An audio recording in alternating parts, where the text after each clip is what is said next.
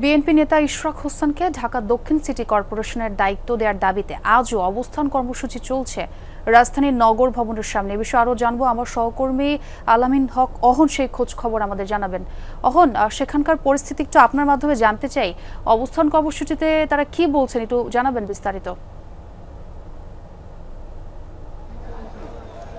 তারা গতকাল যে কথা বলেছেন আজও সে একই কথা বলছেন। তারা বলছেন হাইকোর্টের রায় হয়েছে, এইসি থেকে এখন পর্যন্ত প্রজ্ঞাপন জারি হয়েছে, তারপরেও কেন তার শপথে বিলম্ব। তারা মনে করছেন এখন যে ভাবে এই নগর ভবন চলছে তাতে নাগরিক সেবা ব্যাহত হচ্ছে। সকাল থেকে অর্থাৎ গতকালই তো তারা বলেছিলেন সকাল 9টায় তাদের সেই কার্যক্রম শুরু করবেন।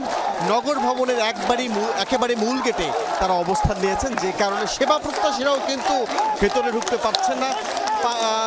যে কারণে তারা আবার বলছেন যে তারা সেবা যেন নির্বিঘ্নে হয় সেই দাবিতেই তারা এসেছেন, এবং যে কারণে এই যে তাদের দাবি সেটি দ্রুত সমাধান হওয়া দরকার। সেবা প্রার্থী যারা এই নগর ভবনে সেবা নিতে আসেন তারাও কিন্তু বলছেন এই ধরনের আন্দোলনে দ্রুত একটি সমাধান হওয়া দরকার। তারা প্ল্যাকার্ড হাতে নিয়ে এসেছেন যারা এখানে আন্দোলন করছেন। তারা বলছিলেন যে শপথ পাঠে গড়িমেশি মানি না, মানব না, নাগরিক সেবা নিশ্চিতে জনতার মেয়রের শপথ চাই। এবং আমরা দেখেছি বেশ কয়েকটি অর্থাৎ সাউন্ড সিস্টেম বেশ উন্নতই বলা চলে। এই সড়কের নগর ভবনের সামনের যে সড়ক তার সামনে সবগুলো যে খুঁটি রয়েছে সেখানে একেবারে মাইক কিন্তু লাগানো হয়েছে। আমরা এও দেখেছি ঠান্ডা বাতাসের জন্য বেশ কিছু স্ট্যান্ডিং ফ্যানের ব্যবস্থাও করা হয়েছে।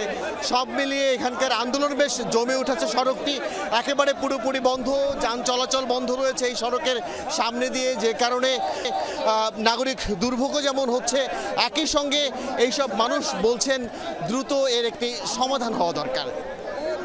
ধন্যবাদ অহন, আপনার মাধ্যমে সেই পরিস্থিতি আমরা দেখছিলাম।